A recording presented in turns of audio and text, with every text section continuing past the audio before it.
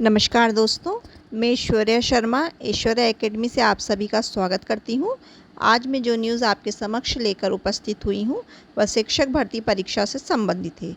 तो निरस्त हो सकती है शिक्षक पात्रता परीक्षा। सुप्रीम कोर्ट से इस विषय में बहुत सी बातें निकलकर सामने की ओर आई है, जिसे देखते हुए ऐसा लग रहा है कि शिक्षक पात्रता परीक्षा वर्ग 3 की निरस्त हो सकती है।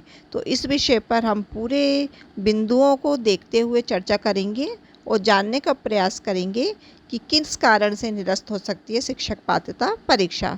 तो बिना विलंब करे अपना वीडियो आरंभ करते हैं और जानने का प्रयास करते हैं कि शिक्षक पात्रता परीक्षा वर्ग 3 निरस्त होने का क्या कारण है।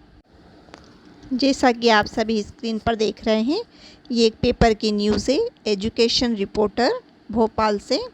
मैं इसे आपको पढ़ के बताती हूँ। परीक्षा में हुई गड़बड़ी, जो परीक्षा हुई थी वर्ग 3 की, तो उससे संबंधित न्यूज़ है। परीक्षा में हुई गड़बड़ी की रिपोर्ट पीईबी को सौंपी। तो मेप आईईटी का खुलासा, बाहर से सॉल्व हुआ था पीईबी का एमपीटेट का पेपर। तो यहाँ स्पष्ट रूप से कहा गया है कि जो पीईबी का एमपीटेट का पेपर था वर्ग 3 का, वह पेपर बाहर से सॉल्व हुआ था, ना कि एग्ज़ाम सेंटर में बैठकर एग्ज़ामिनर ने उस पेपर को दिया था। इससे संबंधित पूरा मामला हम पढ़कर देखते हैं।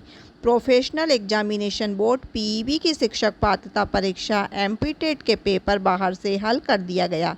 इस मामले में वायरल हुए स्क्रीनशॉट की जांच कर रही संस्था मेप आईईटी ने अपनी प्रारंभिक रिपोर्ट पीईबी को सौंप दी है। रिपोर्ट में एक खुलासा हुआ है कि जिस विद्यार्थी का पेपर वायरल होना बताया गया था, वह जिस सिस्टम का स्क्रीनशॉट है उसे संबंधित विद्यार्थी के सिस्टम से सीधे नहीं लिया गया था।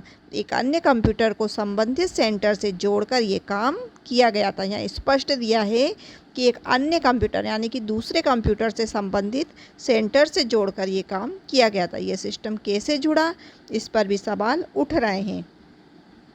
इस जांच में विद्यार्थी के अलावा परीक्षा ऑपरेशन का काम करने वाली कंपनी एडिटिव इन्विजिलेटर की साठगांठ सामने आ रही है। परीक्षा में जैसा कि आई है, गौरतलब है कि परिवहन मंत्री गोविंद सिंह राजपूत के सागर स्थित college Gyanveer institute of management and science में ये गड़बड़ी हुई है। तो जैसा कि यहाँ स्पष्ट बताया गया है कि ये जिस कॉलेज से ये सब गड़बड़ी हुई है, वह गोविंद सिंह जो मंत्री हैं, परिवहन मंत्री, ये उनका कॉलेज है जहाँ से ये पूरी गड़बड़ी का मामला सामने की ओर आया है। इस परीक्षा में करीब 11 लाख परीक्षार्थी शामिल हुए थे। जो वर्ग 3 की परीक्षा हुई थी उसमें 11 लाख विद्यार्थी शामिल हुए थे। इस मामले में पीईबी के अधिकारियों ने कोई टिप्पणी नहीं की है। साथ ही यहाँ पे लिखा है कि परीक्षा में एक एक्स्ट्रा कंप्यूटर को सिस्टम से जोड़ा गया था। इसे रिमोट एक्सेस पर लिया गया।